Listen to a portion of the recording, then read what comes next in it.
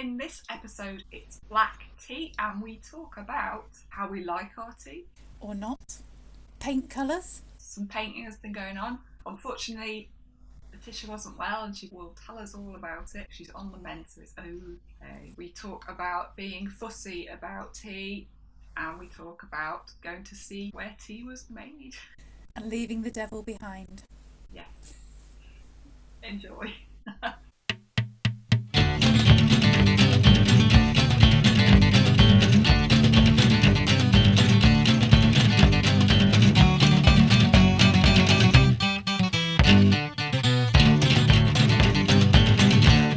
Hello and welcome to Multiple Shenanigans. This time we are discussing black tea.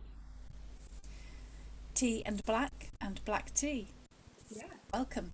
So, Lytisha, how's your week been? Rubbish, to be perfectly honest. I've had a real flare of the trigeminal neuralgia to the point where I couldn't eat or anything, couldn't drink for a few days. With this pain, if I have my head back, so like when you're laying down and your head's below your body, or just about horizontal, the pain was bad. If I tried to sit up or lean forward, it was unbearable. Right. So, trying to communicate with the MS nurse, I had to tell her to hold on while I went through to the bedroom to lay down so I could talk to her. And I explained that it hurt to talk, but that these were the problems I was having and how long it had been happening. And she said she'd get the on-call neurologist to call back. So she did, and they were obviously there together on speakerphone, and she'd explained that I couldn't really do very much at all. And he said he would contact my GP to get me referred for an urgent referral to neurology. And I thought, oh, that's good, because that saves me trying to ring the GP. So I stayed laying down for quite a while, and then I got a call back just about 15 minutes later, and the MS neurologist had spoken to the on-call neurologist, and so they accepted me straight away, if I could go more or less straight away. I got a friend to take me to the hospital, all masked up in the car, windows down and everything, so he could drop me at the door, and I had my directions, and I went along, and I went to Hanu. Department was called Hanu. Have you ever been to Hanu? I don't think so. I'd never been to Hanu before, as far as I knew. What does it mean? When I got there, I'd been there, so maybe it had a different name before.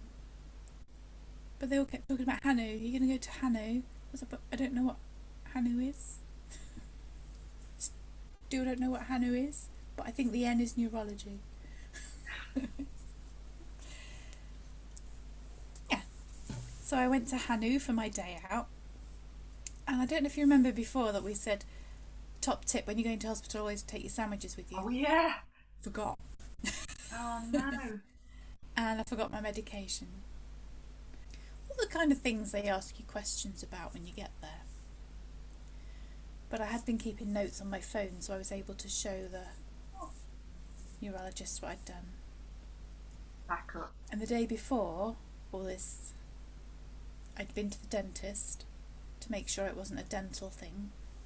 And she took an x-ray and she said, no, your teeth are all fine, but there's something a little bit strange at the bottom. Like, what kind of little bit strange? She said, well, see all these ridges lines go along here? They're normal, and there's a little bit of a gap there. I don't know what that is. So she said she would refer me to the maxillofacial unit to check it out. And then when I got there, they gave me some painkillers. That's what they gave me. I'm a little bit away with the fairies because I'm on quite strong painkillers now. You're here. I can't believe you're here. Yeah, they gave me I had been taking 100 milligrams of carbamazepine once a day, and they gave me 200 instantly Now I'm on 600 a day, so I went from 100 to 600. And yeah, but they gave me these instant ones in the hospital instead of the slow release ones. So I could talk to them and tell them what was wrong with me, which was quite good. It's just like bam, and they work. Yeah. That's crazy. I was still very wary, and it's the seats in Hanu. You have chairs because it's a day unit and not an overnight unit, and they've got those moulded headrests. Oh yeah. On the chairs, but you can lean back, but it's still got a moulded headrest, so there's no way you can make your head lower than your body, which is what I was trying to do. So I ended up trying all the chairs. I had the visitor's chair, I had the patient upright chair, and I found that if I sort of hung sideways over the special chairs with my feet up on the visitor chair, I was just about okay. But I was there for quite a lot of hours, and I tried a lot of angles. Not good. Just sprawled all over the unit. I'm here. The nurse and the neurologist that received you were very, very good. They were very listening. And the first thing he says is, I don't want you to tell me anything about how you feel. I want you to tell me about you, what you do. So he knew that I was generally sat at a computer or not, and that how much exercise I did and stuff like that before he asked what was wrong, kind of thing. So it was kind of good. And then while I was there hanging around for some hours, they sent me to the maxillofacial anyway to save me waiting for the other appointment. Oh, nice. Now this is quite funny, because in the maxillofacial they do the surround x-rays. Yeah. All around 360-degree x-rays, that's the ones around here. And you stand in a little booth and they put the machine over here. Have you ever had one? No. Okay. And there's a little thing that sticks up like this, with a little ridge that you put your teeth on so that your jaw's static and you keep yourself still. And then this machine goes around your head taking the x-ray. But the little sticky thing that you obviously put in your mouth, for hygiene purposes, they put a little condom on it. That's just... So, and you have to lean back slightly and put the little condom in your mouth and keep still while this machine goes around your head. And when he said to me, okay, I need to put this cover over it, and he was literally unfurling it like a condom. Oh, cry! That's so weird. And I said, that's a condom, isn't it? And he went, yeah, unfortunately that's what we have to use. Didn't deny it, because it was a condom. And I said, well, I hope it's hyperallergenic, because I'm allergic to them. He went, yeah, it's okay, it's latex free. And I went, well, what flavour is it? And he like paused for a minute and went, no, I don't think we've got the flavoured ones. So yeah. So I went to hospital and they put a condom in my mouth. You couldn't even make that up. That's just crazy. Yeah. And I would have laughed a lot, except I couldn't move the jaw. So yeah.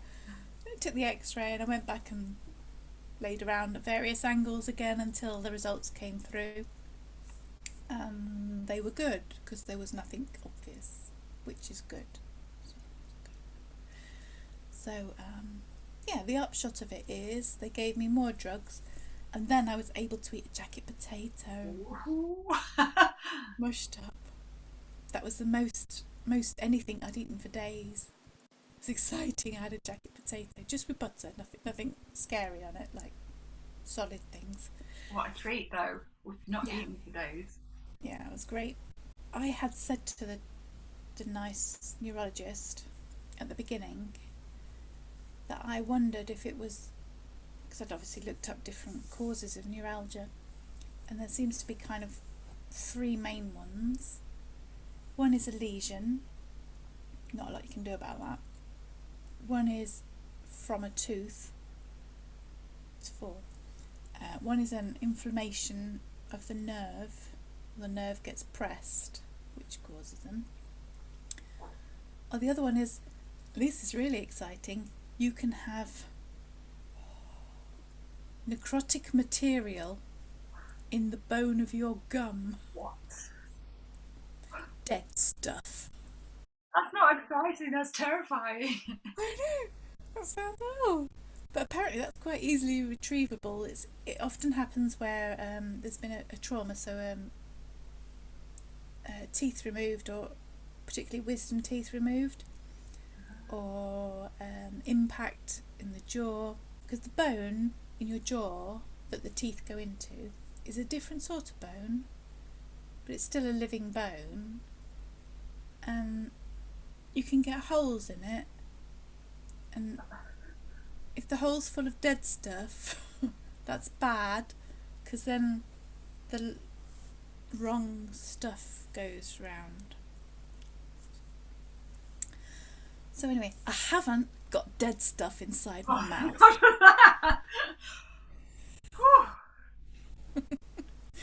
So yeah, so that's good. I haven't got dead stuff inside my mouth. Doesn't seem to be a tooth thing. And I'm waiting on my MRI that I mentioned in our previous episode that I was waiting for, so I'm still waiting for it to see if it's a lesion. In the meantime, I don't know how you find out if it's... Oh, so in a fortnight, if the pain is still there, I have to get back to my GP to get referred back to the maxillofacial face pain section to see what else it might be. So, yeah. So you asked how my week had been. How about you? What have you been up to? Very, in comparison, very uneventful. I'm just still painting slowly. Which unit are you on now? Well, no, I've done the units. I'm doing the hall now. But I did tend to get myself a bit more stressed than I might need to do. Like, I got this paint and I put it on the wall underneath where a picture was, and then I got all like, oh my god, it's too dark, it's going to look awful, it's going to make the hall really dark. Oh, I've opened it now, and I got a massive tub. For some reason I don't seem to know how to buy something smaller, and I got all like, oh, it's going to go wrong, I've done the wrong thing. I think my brain just wants an excuse to beat me up. Yeah. So I was all a bit like, oh no, I've done it wrong. And then eventually I realised that I couldn't take it back, so I should just put it on the wall anyway. It looks really good. Hey! So yeah. What colour is it? It's like a blue, but a grey blue. And at first it just looked very grey, and I didn't want it to be necessarily grey, I wanted it to be blue. And now it's on. But it dried. It is. So yeah, I made a drama out of nothing. And it's fine. That's good. I mean, the good thing about paint is if once you paint it on and let it dry, if it does look too dark, you can always put something lighter on top. Yeah, that's it. Just stopping myself and saying, this is not the end of things. This is so easily solvable. Sometimes I find I have to remind myself of things being easily solvable. When I did my bay window, when I painted that section of my bay window during knockdown, the only paint I thought, I'm not going out, so I used the paint in my cellar. And on the tin, it didn't look particularly dark, but like you say, the first coat, it looked really dark grey, and it's with an orange wall. I didn't want, well, when I say orange, it's not orange. It's not orange like your sofa orange. It's gentle orange, peachy orange. That's So the having name if I've ever heard one. So having like dark grey with the peachy orange was like, oh no. Then my friend said, well, if it's really bad, you can just paint over it again. I was like, oh yeah. And when it dried, it was fine. I think maybe, I know MS can bring, like, it's definitely made me more anxious, undoubtedly. but also like things like decision making, because I went through this whole process of, should I take it back now, before I even put it on. And then I opened it and I was like, oh, what am I going to do? I could sell it on like Gumtree or something. Oh no, or maybe I should just, this whole inability to commit something and stop it escalating. I just don't really have that like I used to be able to just be all laid back about things and be. Yeah, it seems to spiral a lot more than I used to. And that's, you just got to keep reminding yourself it's not the end of the world. no. So, And it can turn out really good. It has. I'm really pleased with it now. It's just brilliant. Yeah, that's a lesson that I obviously won't learn, and I'll do it again and again. You can look back at this to remind yourself, oh yeah. Yeah. Yeah, I find that I'm more anxious about starting things. Once I'm doing it, I'm all right. And I never used to be like that. I used to, right, I'll just do this. But like painting my bay, I was putting it off and like stressing about it. It's like, it's paint. Yeah. What can go wrong? It's just got to be a control thing, isn't it? When certain things in your life are not controllable, and then you want to ultimately master other things, and then if you don't, you're just like, oh well, I'm rubbish. Yeah, and when you can't do one thing, you think everything's rubbish. I find, yeah, I'm rubbish because I can't do that one thing. Yeah. Yeah, even though A, you probably can, and B, there's all the other things you can do. Yeah, you just got to take a step back, let it be good. That's what I had to do, just let it be good. Did it? Let it be good. I love that. Oh, thanks. Let it be good. Let it be good. Of course, talking about learning lessons, I've knackered myself by doing that. Mm-hmm. Yeah, I'm a bit tired now, but having a day off. I've been pacing myself and trying to pace myself with, well, partly because these tablets knock me out for hours, and then when I'm awake, I'm just trying to be gentle with myself. And we planned to do this today, so this was my thing for today. But of course this morning it all went a little bit wrong because I took a bowl out of the cupboard and chipped it with another bowl, so there was a little bit of glass somewhere on the floor in the kitchen. Now, because I've been pacing myself and not well for a bit, nobody's hoovered the kitchen floor for an awfully long time. I was like, I'm going to have to hoover it because I don't know where the glass is. So I did end up hoovering the floor in the kitchen, and when the hoover was out, I did the living room and the hallway. Didn't go upstairs with it or anything silly like that, but after that I thought, oh, that wasn't really doing nothing, was it? Especially when you're trying not to lean forward too much, and hoovering's kind of the kind of job you do tend to lean forward a bit. You need one of those little robots, and then the cat can get on. You can make a viral YouTube clip. Absolutely. I'm not getting it in perspective, am I? I'm not doing it right. You know, what was that little catchphrase I made up then? Making it was really good. It was dead good. That was a good job. It's on record.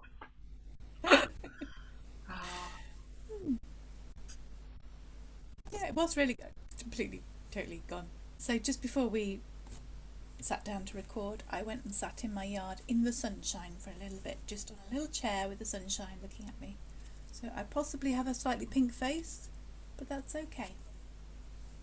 You look well. And you haven't been, so that's good. You look so well. That phrase. Oh, but you look so well. Yeah. So Jeanette, you're wearing a black top. I am. I have done. There's no story, I'm afraid. It's just a black top that I've got. Yeah. It's got sparkly buttons. Cool. Yeah.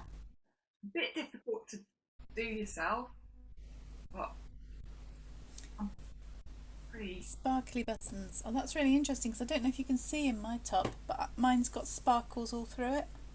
I can't quite see, but I believe you. No. Oh yeah, I got a bit of sparkle then.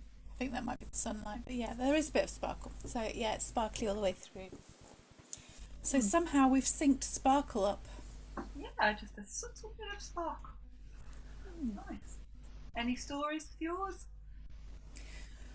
Well, the last time I wore this top was on stage performing, which was a while ago. In the distant past.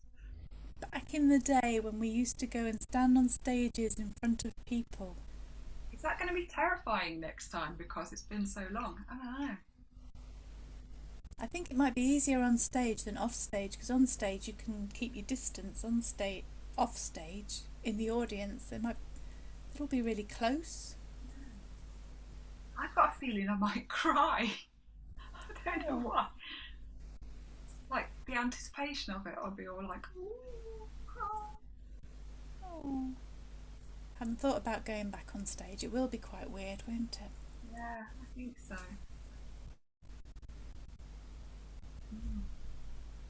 Maybe I won't go on stage. I'll become a famous writer instead, somehow, magically.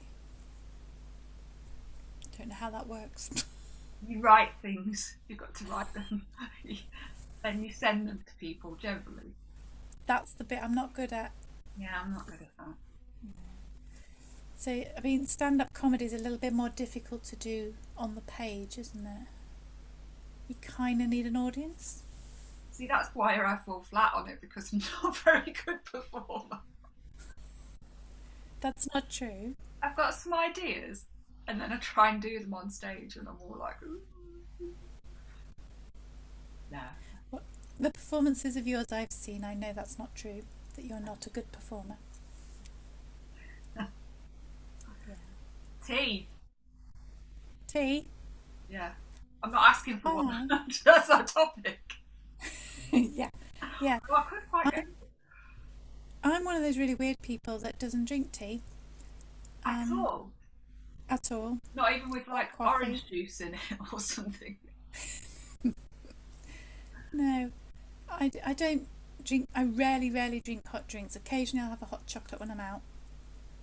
But at home, I mean, for a year, apart from water, I know I've had 5 drinks that were not water. And that would be 3 hot chocolates. And I had 2 elderflowers. That's crazy. Yeah. Do you even have a kettle? I have a kettle because since being poorly, I've discovered the magic, the wonder that is instant mashed potato. I didn't It's think that. amazing. Have you ever had it? I'm not a big fan of mash if it's over mashed, which is. Well, I don't like anything that's too indistinguishable from food, if you get me. I like a lump. you like a lump. Yeah, it's not very lumpy. But when I was poorly, my neighbour went and got some shopping for me, and I had to have things that were as smooth as possible and plain as possible. So I've been having mashed potato with a little bit of cream cheese in it, Philadelphia in it. Marvellous, marvellous.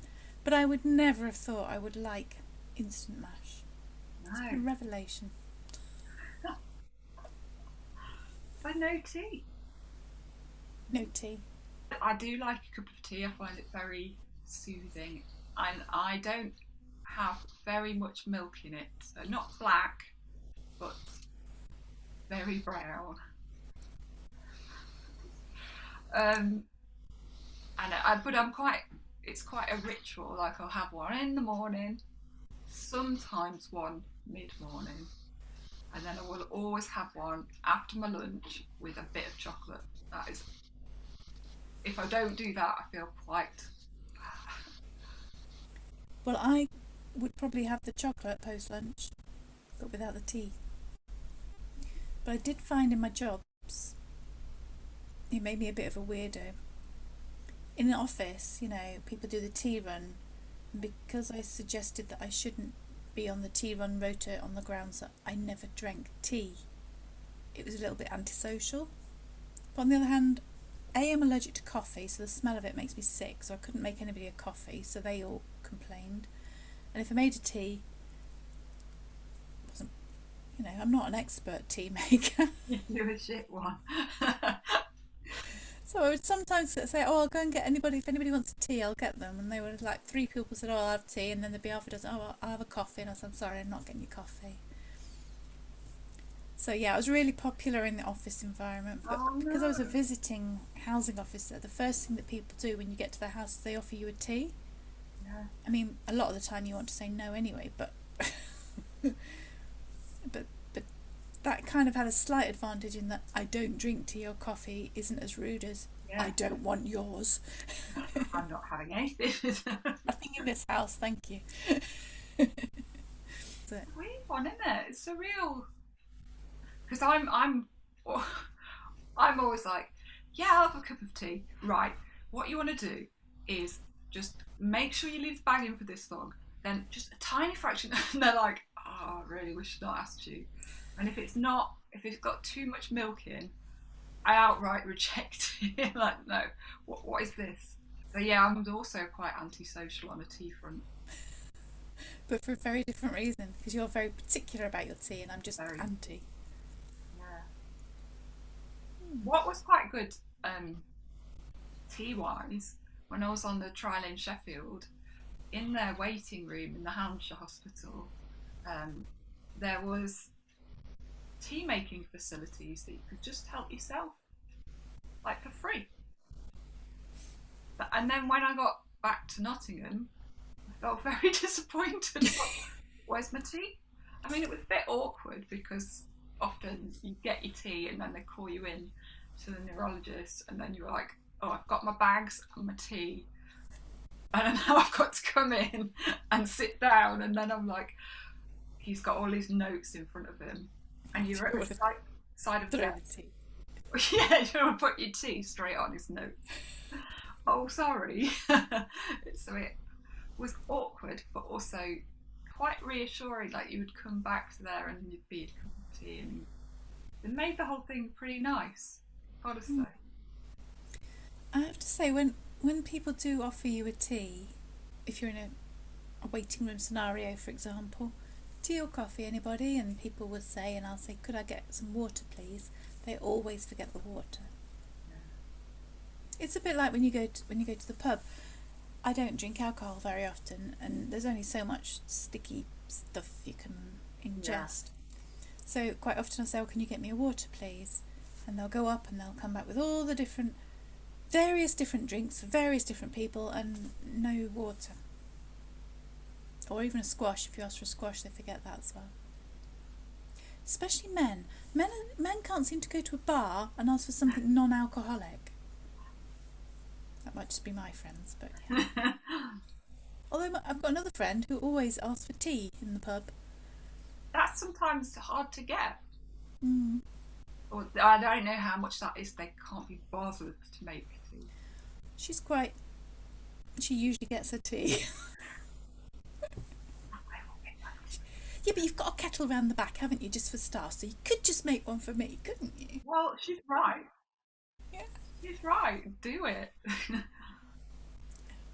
It's quite nice to have a tea in the pub. Yeah.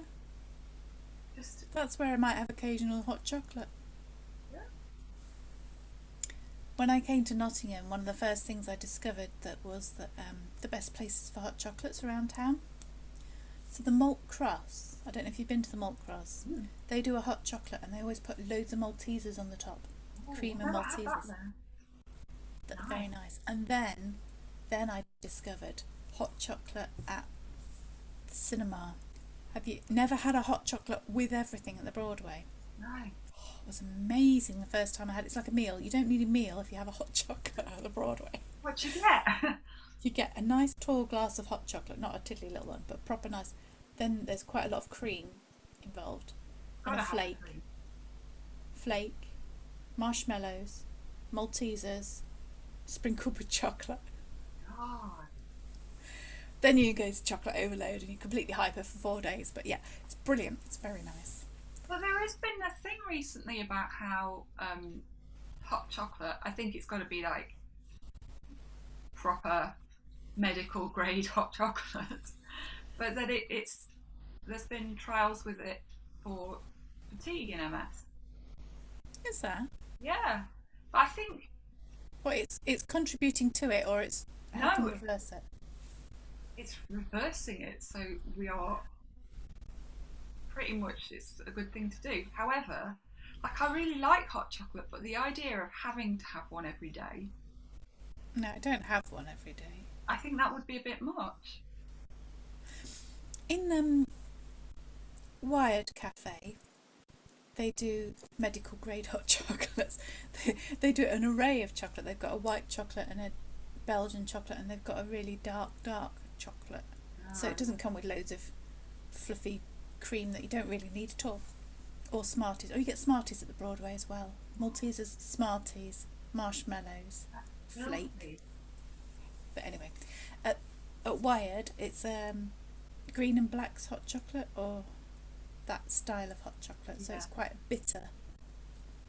Yeah, I could drink that for fatigue, I think. Yeah, I probably would have to eliminate my lunchtime cup of tea, replace it with that. I could probably get used to that. I think that's an experiment I'm prepared to undertake. Maybe we should do our own trial. Yeah, the hot chocolate trials. I like the sound of them. There's worse things. Yeah, but you would want the cream on it, wouldn't you? You can't do that every day. You could just do, like, at the weekend. So say cream on Sundays or something. Yeah. But interesting. Yeah. That's definitely a remedy people could remedy. It's not a remedy, but, you know, a thing that people could get on board with. Have you had those hot chocolates where they come on a stick and you just mix them into the milk or the water? No. So I can't remember where I was, but I went to get a hot chocolate and they just gave me like this a chocolate lollipop, and I was just stood there looking at them going, well, I want a hot chocolate, and they were like, yeah, well, you just take it over there. So you take it over to where Teas and Coffees put the water in, and then you melt it in, basically. Yeah. And I'm not great with milk. Oh, that's the other thing, because I've not been great with milk since I was about 18, and I had ME. But while I've not been able to eat stuff, I had a craving for milk, and I've been putting milk on my cereal. Can you believe that? She's come back from the dark side. So I'm in my third pint of milk, and that would be 3 pints more than I've had since I was 18, I think. How weird.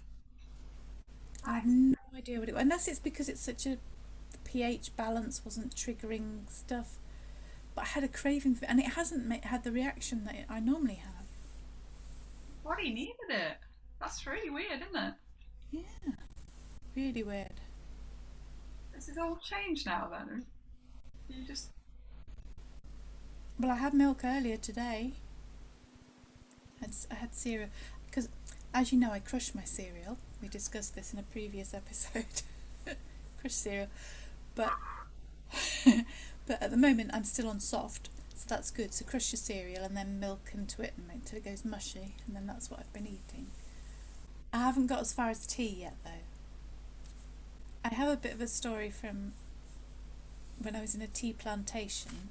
When I was in my early 20s, I went backpacking for a while with my friend Michael. When I say a while, we went for just about a year basically. Ooh. And at this point we were in India, so we were up in the hills where the tea plantations were, and Mike had got really poorly, so he stayed in bed, and I said, are you sure you're okay? And he said, no, you go out, because we were going to both go on this trip to the tea plantations to look around them, but he said he'd be okay. And I said, okay. So before I left, because we were in a hostel room with lots of people, and there were 2 German nuns staying there, you know, like you do. So I asked, we weren't in India at all, we were in Nepal. at the tea plantations. The youth hostel was right at the top of this hill, way up in this hill, and there was some. Before I left, being a bit concerned about leaving Mike on his own for so long, I asked the 2 German nuns if they'd keep an eye on him. Well, they offered to keep an eye on him because they weren't going out for very far. So they said they'd pop in and check on him regularly. I said, oh, thank you, I really appreciate that. And this other guy that was in the room was an Australian guy. He said, oh, I'll pop in, I'll check on him as well. And he was a really nice guy, but he had picked up conjunctivitis in Delhi. So his eyes were bright red with conjunctivitis, but he felt fine, but his eyes were red. So I went away for the day, learnt all about tea making and around the tea factory and everything, and came back to see Mike. And I got there, Mike grabbed my hand and went, I've had terrible things happening to me. What? He said, I think I've been hallucinating. He did have a bit of a temperature, but he said, I came round and the devil was there with red eyes looming over me. I was like, oh, that'll be Phil. He said, and then I got to sleep again, and then the angels were there. Nuns had been looking up. So he thought he'd had this horrendous, like, visions of everything. And I was like, oh, no, they actually were real. He said, well, actually the devil was here. I was like, no. Actually, Phil, who's got red eyes, was here. He's a nice guy. He's stopping 3 beds down from me over there. It's like, oh. And the angels, well, that's probably the nuns with their habits. They said they've been looking after you all day. That's a proper sitcom, that is. Yeah, it was quite funny. I thought it was quite funny. Everybody else thought it was quite funny. Mike now finds it quite funny. At the time, not so much. You left me with this horror. So I think that about covers our black tea shenanigans. So I've been Lytisha. I've been Jeanette. We'll see you again soon.